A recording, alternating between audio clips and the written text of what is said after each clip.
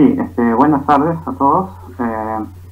El ensayo que voy a desarrollar tiene por título El lenguaje de clases sociales en la formación del movimiento obrero peruano en el periodo de 1883 a 1919. Bueno, este periodo abarca desde la primera huelga de tipógrafos, ¿no?, en este año, 1883, hasta la huelga por la que se dio la jornada de 8 horas, ¿no?, en el Perú, 1919. El problema de investigación lo he resumido en una pregunta que es la siguiente: ¿en qué medida las nuevas interpretaciones del marxismo pueden ayudar a entender el lenguaje de clases sociales durante los inicios del movimiento obrero en el Perú, ¿no?, durante ese periodo?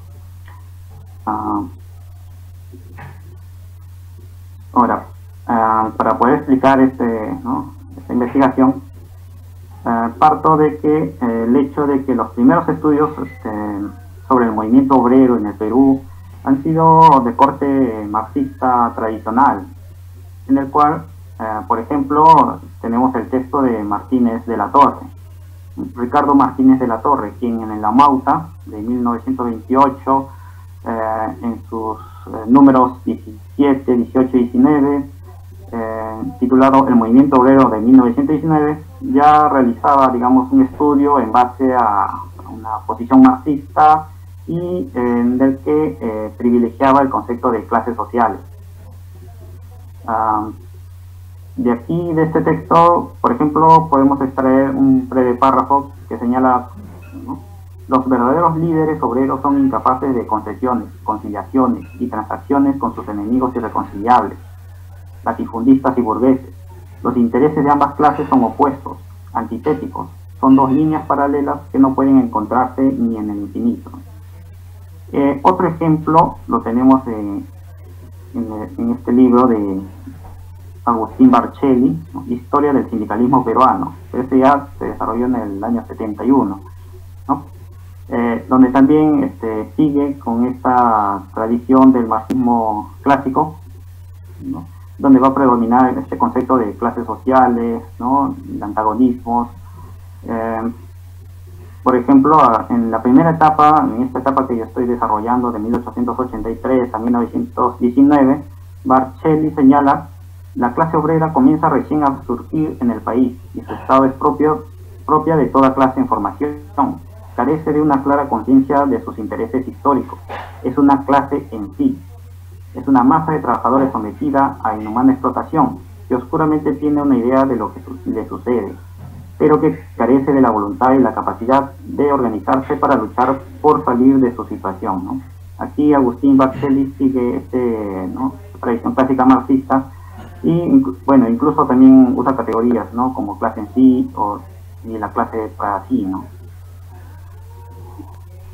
Entonces, de este modo, el concepto de clase ocupaba un lugar privilegiado en el análisis de la sociedad, ¿no?, hasta las últimas décadas del siglo XX, siendo a partir de Mayo francés, aquí estoy citando a Adamowski, con el ascenso de los neoconservadores, entre comillas, y la caída del comunismo, las detonantes que desplazarán a la clase de ese lugar privilegiado.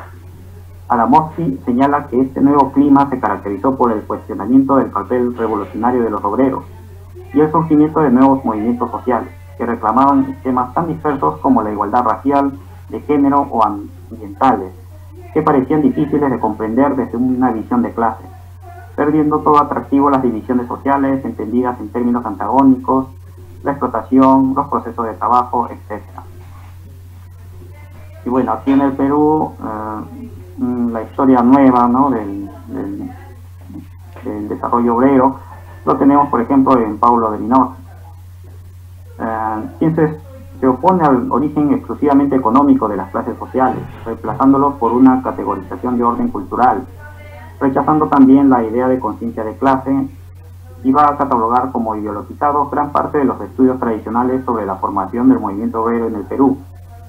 Asimismo, David Parker referiría que las clases sociales son entidades no objetivas, tratándose más bien de abstracciones o discursos, incluso de inventos de la imaginación, como lo expresa en su estudio sobre la formación de los empleados en Lima, resaltando la influencia que tiene el pensamiento de una sociedad de castas en el discurso de clase media de los empleados a comienzos del siglo XX. Bueno, ese es de su libro principal.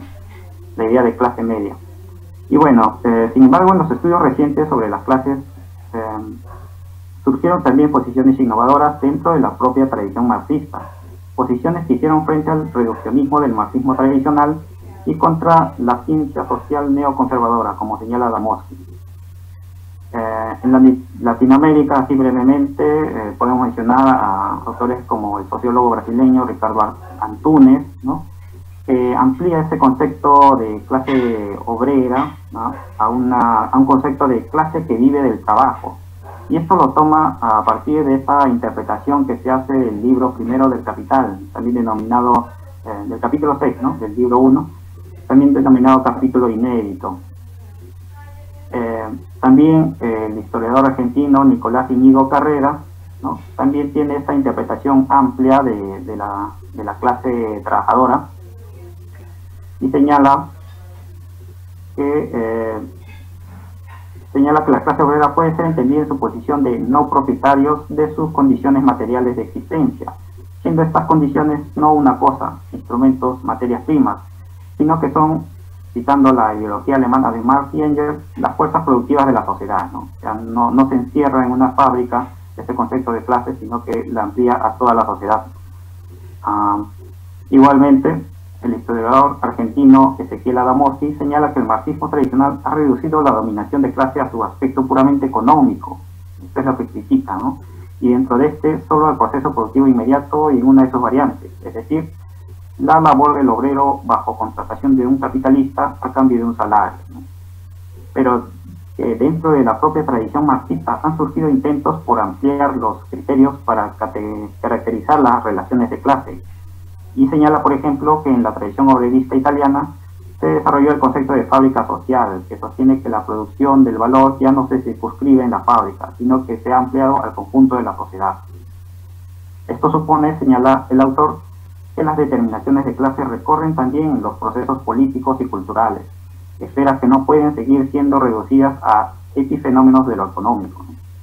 Las formas políticas, la legislación, la cultura, etc., son factores productores de clases, a la vez que son moldeados por ellas. De este modo, Adamowski destaca que un análisis de clase del pasado argentino permitiría estudiar la formación paralela del Estado y del mercado y las luchas anticapitalistas presentes antes de la aparición de una clase obrera industrial como forma de lucha de clases propias del capitalismo. Lamentablemente en el Perú son escasas las investigaciones dirigidas bajo esta nueva mirada marxista, aplicadas al desarrollo de la historia del movimiento obrero. Por lo tanto, mediante la presente investigación se pretende abordar el concepto de clases sociales durante la primera etapa de formación del movimiento obrero peruano, a fin de poder entender expresiones relacionadas, ¿no?, y que son utilizadas durante ese tiempo, ¿no?, como clases trabajadoras, clase obrera, pueblo trabajador, masas laboriosas, clases proletarias, sindicalismos de clase, explotadores y explotados, ¿no? Bueno, estos términos son utilizados en los diarios anarquistas que he revisado de 1906, como El Jornalero o los tengo un momento. Estos son los diarios anarquistas, El Hambriento, El Jornalero, ¿no? Aún no reviso La Protesta Libre, Los Parias, pero sí los tengo en formato PDF, ¿no? Pero también utilizan este lenguaje de clases autores como Luis Miró Quesada, ¿no? También desarrolla sus tesis, ¿no?, sobre la defensa de los derechos de los trabajadores durante ese periodo. A manera de hipótesis momentánea he desarrollado esta. Durante la primera etapa del movimiento obrero peruano se utilizó un concepto amplio de clases sociales, en la medida que clase trabajadora era utilizada como sinónimo de pueblo trabajador, clase proletaria, etc. Pero esto no significó un movimiento sin fines ideológicos determinados o de una carencia de posiciones sindicalistas claras, como se planteó desde el marxismo tradicional, básicamente Agustín Barcelli. Todo lo contrario, significó una unidad de clase capaz de lograr reivindicaciones tan importantes como la jornada de las 8 horas de trabajo, ¿no?, de 1919. Bueno, esta sería la bibliografía. Estas aquí son fuentes secundarias.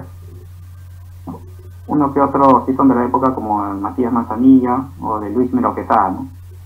albores de la reforma social del Perú, que recoge textos de, si bien este libro es de los años 70, recoge textos de las primeras décadas del siglo XX. Entre otros, bueno, Martínez de la Torre también, si bien es del año 78, va a recoger los textos, ¿no?, de la segunda década del siglo XX. Los textos de David Parker, todos son, estos de aquí son fuentes secundarias. Artículos también, ¿no? Y bueno, esto por el momento es lo que estoy trabajando con estos periódicos, ¿no? Eso sería todo, profesor. Gracias, Max. Con las fuentes que tienes ahí yo creo que es suficiente, no tienes que buscar más, además no queda mucho tiempo. Bien, sí, me parece perfecto que con esos periódicos busques y analices el tema de estos conceptos, ¿no?, de clase trabajadora y todo ello. No estaría de más, dependiendo cómo que veas en los textos, periódicos, en tanto lucha de clases, evidentemente, hay una clase distinta, ¿no? O sea, cómo se define a los otros, es decir, no sé, la clase alta, la oligarquía, no sé cómo los definen a ellos. Entonces, o a los que tienen dinero, ¿no? Entonces, si hay, cómo son definidos, caracterizados. Eso también puede ser útil, ¿no?